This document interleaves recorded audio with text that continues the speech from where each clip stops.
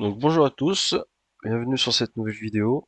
Aujourd'hui, on va s'intéresser à une distribution que je viens de découvrir. Enfin, je viens de découvrir, oui.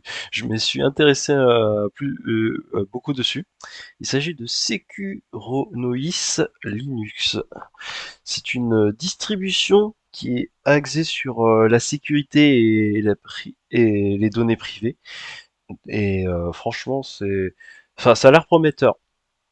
C'est une distribution Linux qui est basée sur Debian et qui a la faculté de vous protéger, enfin c'est ce qu'ils indiquent, de protéger un peu ces données privées quand vous naviguez sur Internet ou quoi que ce soit. À la limite, cette distribution Linux se rapprocherait d'une autre distribution Linux qui est très connue mais qui est vraiment à l'inverse de lui, ce serait Kali Linux, qui lui est plus axé sur avec beaucoup d'outils pour nous permettre de faire des, euh, des, des, des attaques ou quoi que ce soit. Enfin, pas vraiment des attaques, mais voilà, ce genre de choses avec des outils open source qui sont utiles. Celle-ci, à l'inverse, est plus pour se protéger.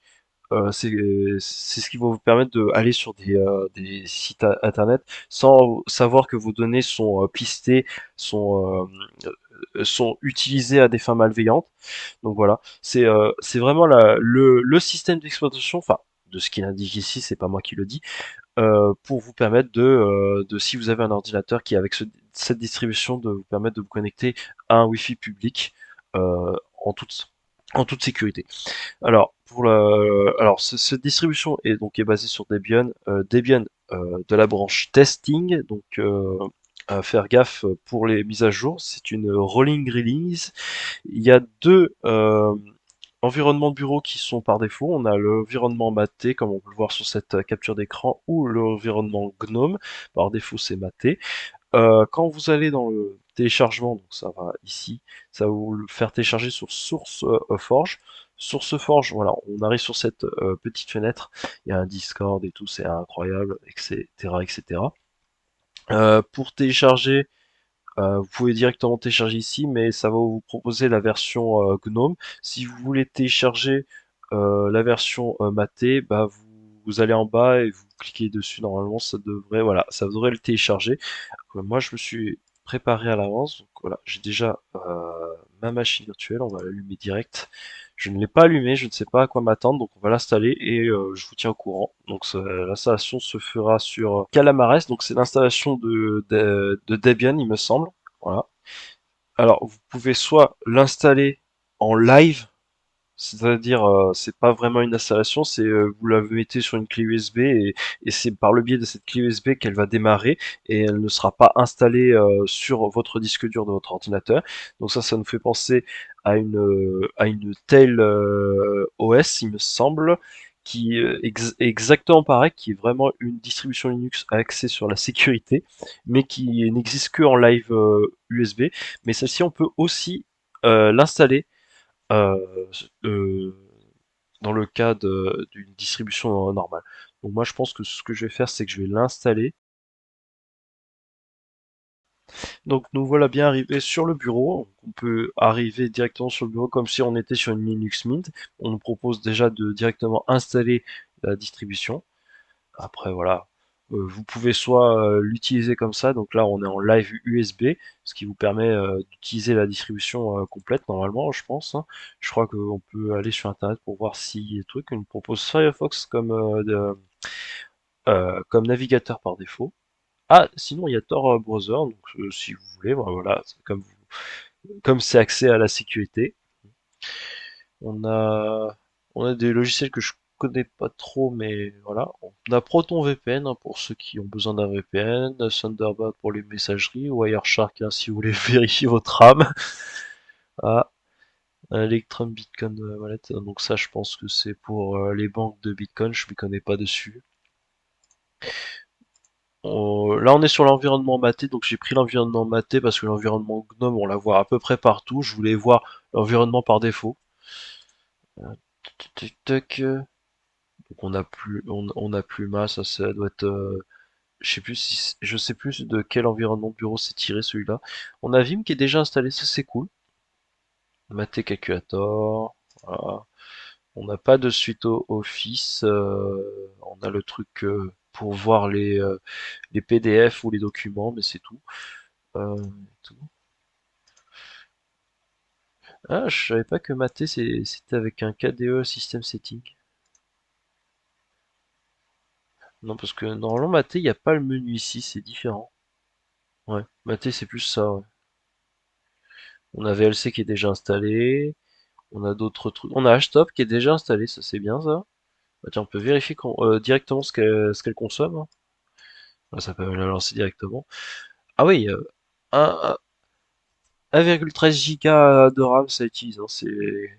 C'est l'une des grandes distributions qui utilise de la RAM, alors qu'on est sur Mate qui a un environnement de bureau léger, plus léger que GNOME, hein. Je tiens à vous signaler. Là pour l'instant elle n'est pas installée. Ah ouais, c'est. J'ai tellement l'habitude qu'il soit à droite, en fait, il faut être là. Donc j'imagine que le rouge c'est fermé, ouais, c'est bien ça. Donc on a un environnement qui est un peu retravaillé au niveau de la barre d'en haut. Et système. D'accord, alors ça doit être un bug parce que. Ah mais non, vu qu'il est pas installé. Bon, on va l'installer. Ça sera mieux de l'installer. Donc on est avec Calamares. Alors j'ai dit des conneries, je crois. J'ai cru que c'était un truc qui était basé sur Debian, mais il me semble que Calamares ça doit être celui qui est utilisé pour les distributions qui sont basées sur un KDE, qui ont un environnement de bureau KDE Plasma. Je crois. Je ne sais pas, je ne sais pas. Je n'ai pas vérifié. Alors on va sélectionner notre langue. On va être français. Je le cherche. Je sais plus où il est. Et là, voilà. C'est bien, ça a tout mis en français, ça c'est cool. Je crois que c'est parce que c'est Calabres, c'est bien fait.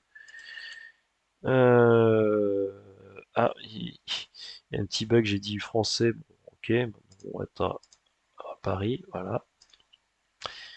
Le défaut-zerti, c'est parfait. On va effacer le disque. Donc, si vous voulez prendre ces distributions et l'installer sur votre ordinateur, ça va effacer tout le disque. Voilà. Vous pouvez le chiffrer, partitionnement manuel, tout ça, suivant. Alors, quel est votre nom? Voilà, je pense que c'est bon. Donc là, petit résumé, installation, et là ça prend l'installation. Ouais, il me semble que ouais, Calamares c'est euh, l'outil d'installation pour qu'on retrouve sur la Fedora si on prend la KDE Plasma Edition. Et je crois que Manjaro aussi, il y a Calamares.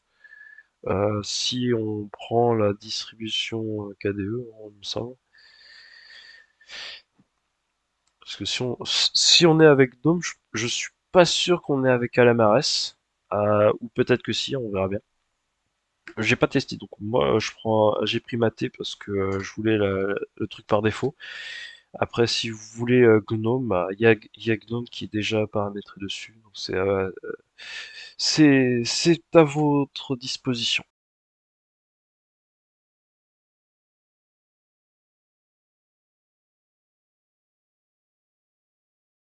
Ok, l'installation est terminée, donc redémarrer maintenant.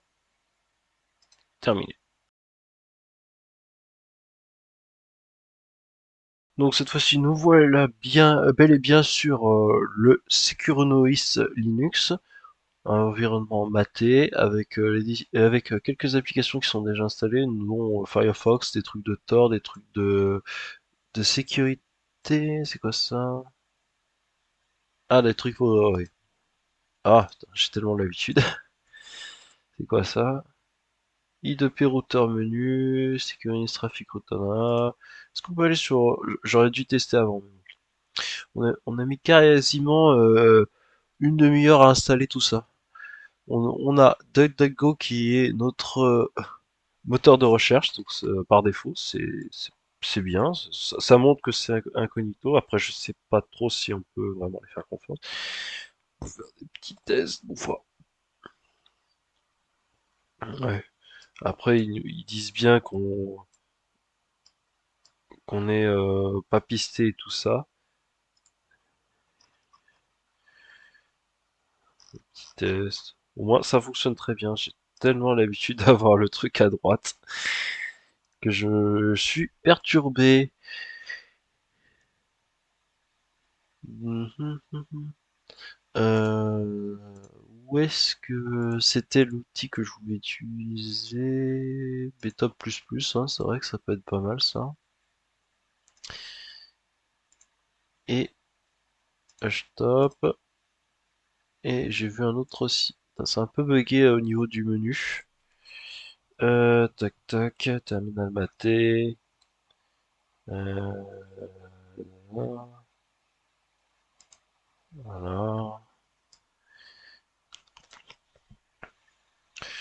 Donc, nous avons une version, la version 2.5, parce qu'apparemment il y a une version 2.6, mais peut-être qu'elle est encore en test. Environnement maté, on est sur la 1.26.2. On est sur un noyau Linux 6.12.27. Tac, tac, tac, tac. Donc c'est pas mal. Moi, j'ai encore fait la bêtise. Donc, entre btop et htop, ah, on utilise moins de RAM quand on a installé la distribution que si on l'utilise en live USB. Ah, ça, c'est à prendre en compte. On utilise soit 100 mégas de différence entre les deux. Est-ce que... Alors, moi, je sais pas trop utiliser btop, mais ça a l'air d'être bien spécifique. Qu'est-ce qui... Là, il précise 1,18 Go contre 1,04 Go ici en mémoire RAM. Donc, il y a peut-être des trucs en plus qui sont invisibles, notamment ça. Malfoy, ça a l'air bien. Ça a l'air d'être plus complet que Arduino OS. On a le système qui est bien installé, qui est en français, au niveau de tous les trucs. Est-ce qu'on a en soi une bibliothèque pour installer des trucs où on est obligé d'utiliser le terminal? Ça, c'est quelque chose de très... On a vraiment un petit dossier vraiment avec les outils préinstallés pour tout ce qui est la sécurité, le cryptage, etc. Enfin non, password manager, donc ça c'est un gestionnaire de password. On a un VLC, tout, les outils que je vous ai déjà montrés. Ah, il y a un petit bug. Des outils pour la navigation internet avec ProtonVPN. Euh, En gros, le strict nécessaire, hein. Euh, donc non, on n'a pas de bibliothèque d'applications, ce qui en soi est plutôt normal. C'est pas vraiment une distribution pour les débutants, c'est vraiment une distribution pour quelqu'un qui s'y connaît un peu avec les outils qui sont à leur disposition. Voilà. Après, comme c'est basé sur une Debian, vous pouvez prendre une Debian et le personnaliser pour qu'il ressemble à Securunois Linux, avec tous les outils dont vous avez besoin et ceux que vous voulez, et pas obligatoirement les outils qui sont préinstallés et tout. Et même vous pouvez personnaliser en mettant un autre environnement bureau, pas celui de Mate, peut-être celui de GNOME, celui de KDE Plasma, celui de Cinnamon, XFCE. Donc Secunois Linux, une distribution basée sur Debian avec la branche testing comme Kali Linux, sauf que celle-ci elle va baser sur la sécurité. Vous pouvez l'installer soit en live, en live USB dans votre clé USB, ou soit l'installer sur votre ordinateur. Vous avez des outils qui sont préinstallés que vous pouvez aussi installer si vous avez votre propre distribution, comme une Debian et tout ça. Point de vue de fonctionnalité, j'ai envie de dire, c'est une distribution qui est complète. Pour moi, c'est bien, personnalisé au niveau des fenêtres, parce qu'il me semble que Maté c'est pas ça et ni le menu ici. Ça c'est différent. On a des environnements de bureau, c'est pas mal aussi. Je l'ai pas vu. Donc ça doit être propre à Maté. Et généralement, voilà, on a un Maté qui est un peu modifié parce qu'on a un menu. On a un menu démarrer ici avec la possibilité de chercher ses documents, je crois. Ah, on a un panneau de serveur X. Donc, ah, ça c'est très intéressant. Donc, on peut avoir des paramètres Nvidia si vous avez une carte graphique Nvidia. Donc ça c'est pas mal parce que ça c'est pas un truc qui par défaut sur les Debian. Ça c'est très bien qu'il soit là. Donc si vous avez si vous cette distribution vous fait de l'œil et que vous avez une carte graphique Nvidia, et ben ça peut être très bénéfique pour vous. Il y a Kali Linux qui se rapproche beaucoup, mais avec Kali Linux vous avez énormément d'outils. Donc c'est comme si on vous lâchait dans un cockpit de d'avion et que vous savez pas où vous trouvez avec énormément de d'outils à la main que vous pouvez utiliser et qui vous permettent de faire un peu tout et n'importe quoi. Là, on a en soi la même chose, sauf que c'est un peu limité en choix de d'outils qui vous sont proposés. Je crois on a à peu près le strict nécessaire, genre un VPN, un navigateur web, une messagerie mail, euh, un autre navigateur pour être incognito, savoir ses trames. Après, on a d'autres outils système, un peu plus pour la sécurité. Il doit y en avoir. Chaque logiciel doit être basé sur un seul truc. Et sinon, ça c'est les outils système, donc voilà. Avec déjà HTOP et BTOP qui sont déjà préinstallés. Ça peut être intéressant, même si c'est pas obligatoire d'avoir ces systèmes-là, mais au moins ça va vous permettre de vérifier votre système avec une petite fenêtre du terminal. Donc qu'est-ce que je peux dire de cette distribution? C'est une petite distribution qui en soi est complète, qui est pas pour les débutants, qui est plus pour des personnes avancées. Moi, je ne suis pas trop avancé, je connais pas trop les outils qui sont proposés, mais ça peut être intéressant comme distribution, même si la majorité des distributions qui sont basées sur Debian, bah, en fait, vous prenez un Debian et vous le modifiez à votre sauce. C'est voilà, vous le faites ce que vous voulez. J'avais oublié de préciser. Voilà. Root Zero Emir, qui est le créateur, le fondateur et le développeur de cette distribution. Et donc vous pouvez suivre sur son GitHub, sur LinkedIn, sur Twitter et tout ça, si vous voulez. Et je mettrai le lien dans la description pour si ça vous intéresse de télécharger ou de tester cette distribution Linux. Moi, j'étais sceptique et je suis assez satisfait de cette distribution, contrairement à la Android OS, qui, qui pour moi n'est pas assez complète en soi. Même si je suis pas un spécialiste et que j'ai pas trop fait de tests et tout ça. Mais voilà, en soi, vous avez une distribution qui se rapproche de Kali Linux avec un peu le strict minimum pour la sécurité quand vous voulez vous naviguer sur le web. Et elle fonctionne très bien. Vous avez les environnements Mate et GNOME qui sont proposés. Et, euh, et en soi, bah, vous pouvez aussi prendre une Debian et la mettre à votre sauce pour qu'elle ressemble à un Secunois, mais à votre manière, donc avec vos logiciels que vous voulez, un autre fond d'écran, un autre environnement de bureau, voilà, ce que vous voulez. Et moi, je vous laisse là-dessus et à une prochaine vidéo.